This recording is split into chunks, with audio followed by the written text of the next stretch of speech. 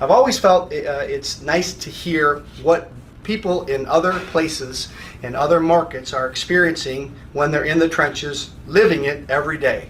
Not everybody that teaches does. There are many that do, of course, but ultimately I've always found and I've always enjoyed hearing what other people are experiencing in other markets. So I want to just give you a brief commentary on the current state of the real estate market, not just in Jacksonville, Florida, where we're headquartered, but in multiple markets around the country. We've got multiple deals going on in multiple states. So every day we're interacting with people from Tennessee to New Jersey to California to Texas to Ohio. We've got multiple deals going on. And I can tell you a few things about what we're experiencing in today's market, really in the trenches. So I'll speak just in general, primarily from my perspective here in Jacksonville, Florida, and of course the markets that we're in. When it comes to having buyers for the properties, it's almost like someone switched off a light switch. And that probably is the government, right? They are raising rates by design. And what happens when you raise rates, payments increase. I know this is pretty simple, but ultimately people buy houses based on their monthly payment. I don't care if they're buying it with owner financing or they're buying it with Bank of America as the mortgagor.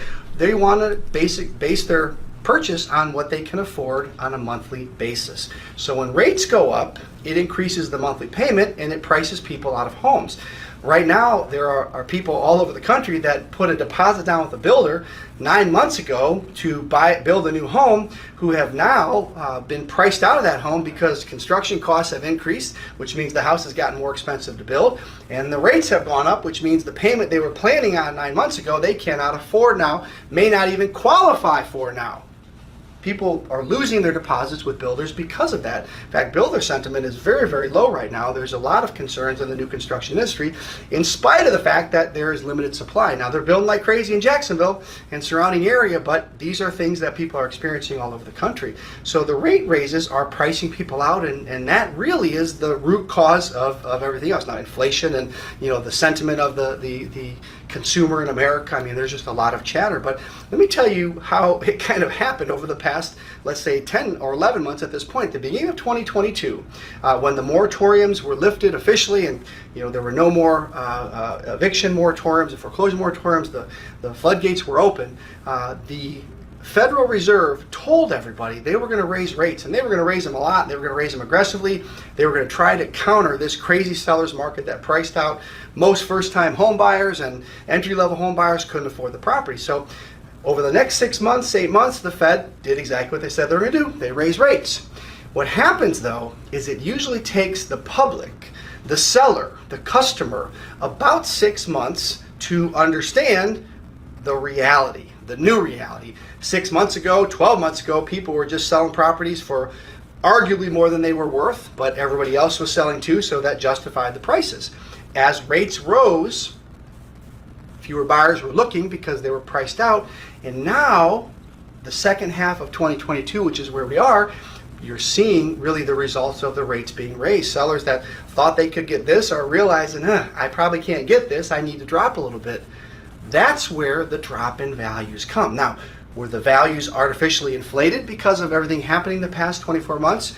There's an argument there. But if a willing buyer is willing to pay a willing seller a price, that's how market value is determined. So somebody bought it for that price 6, 8 months ago, that's what the value of the property was. That's how it was determined. However, as sellers are realizing we probably can't get that anymore, prices are going to start to drop. Now, the saving grace for all of us real estate folks out there is limited supply.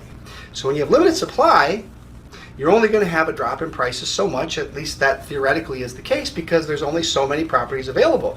In 2008, oh my goodness, there were properties in every corner available for sale. So there was a huge influx of properties and supply because all these mortgages went sour, adjustable rate mortgages, no doc loans. People were just saying, hey, I make $2 million a year. Okay, great. Where do I sign? You didn't have to prove it. No wonder there was an influx of properties in 2008.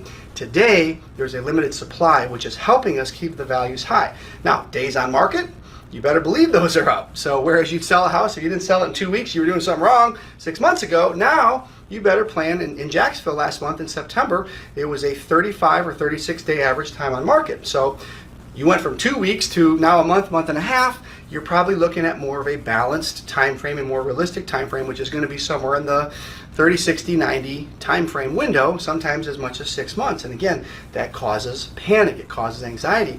And what happens naturally to a seller that hasn't sold, they drop the price. And that usually is what makes the difference. Of course, price and monthly payment and interest rates all are intertwined. That's what causes prices to ultimately drop. Do I think there's going to be a major drop in values? I really don't. Do I think there's going to be some? I do. We're seeing it already. There's been some slight drops, not major drops, but when you don't have the activity from the buyer side that you're accustomed to, you wonder where it's going. And like I said, it was almost like someone turned off a light switch. The activity for our buyers cooled off almost overnight. Now we're still getting a lot of action, and we still sell lease to own, which, by the way, I'll do another video on that. I have done some recent videos on buying for cash, selling on terms. I think that's the key to the door, and have a whole training on that. But this one here, because we're underpriced on the market, we think we can sell for cash. But how we sell many of our other properties is on terms. We're looking for a bigger demographic, if you will, that don't have to worry about going to the bank today and dealing with the interest rates, right? So how we sell is a big component of how we think we're buffering some of the reality of the market. But the market has cooled tremendously when it comes to buyers. But I do have some good news. It's not all doom and gloom. What's really neat is that we're seeing the sellers, people that are selling their home, are much, much more open-minded to lower prices and certainly creative types of deals. Many sellers, again, you have to know who to look for and what to say, but if you know those things, are willing to take payments towards the purchase of their home. They're willing to get creative. They're willing to become a creative financing type seller, which is what we look for when you don't have to put any money, very little money into deals, and actually have control of that property, whether it's the title, legal title, or you have contract, doesn't matter. More and more of those deals are opening up. So if you have any creative training in your background, now is definitely the time you want to start shaking the trees, because sellers are realizing we're not going to get pie in the sky for every property. We're going to have to be a little more realistic, and sometimes in creative financing, the seller can make more money over time as opposed to selling it outright today. So anyway, we're experiencing this in all the markets that we're in around the country. We had a big deal in Tennessee fall out about 2 weeks ago. We had about $120,000 cash on cash profit coming in. The buyer fell out, financing got denied, kick in the gut, but we are back on market, and it's just par for the course. Get used to it. It's a sign of the time. So I think that we probably have another 24 months of this. Where it goes, nobody knows. However, it's a great time to be buying. Remember what Warren Buffett said about stocks? It's the same thing with real estate. When everybody's running for the hills is when you should be running to buy. There's going to be great opportunities to buy now and over the next 24 months is my thoughts, my prediction. I'd argue it's not the greatest time to sell. If you're a flipper selling for retail, you can sell under market because you made a good buy, or you can offer terms. Those are kind of ways around it. But we're seeing exciting things when it comes to buying them creatively or for cash, just not as much when we sell them.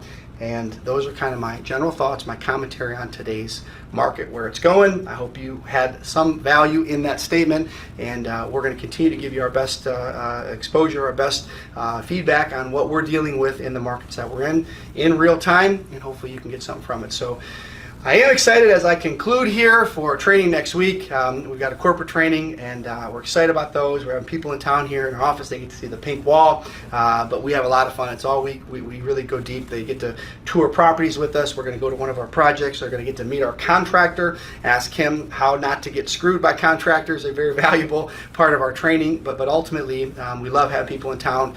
So if you have any interest in becoming one of our affiliates, you want to just get some of our training, some of our education. We've got a great YouTube channel. We're on a couple other, you can find us in a couple other ways, but email me. There's a link below. You can also email Scott@PinkAffiliates.com. Scott@PinkAffiliates.com. I respond to every email. So if you have questions, if you have any interest, if something I said you have questions about, you have a counterpoint, you want to agree with me, you want to ask me more, send me a note. I'd be glad to respond to you. So anyway, you won't be seeing me here next week because we do have a training, but I will get another live coming out here in about 2 weeks. Continue to highlight some of our deals, show you some of our tidbits and takeaways, give you what we're experiencing in the market, and we always look for your feedback. So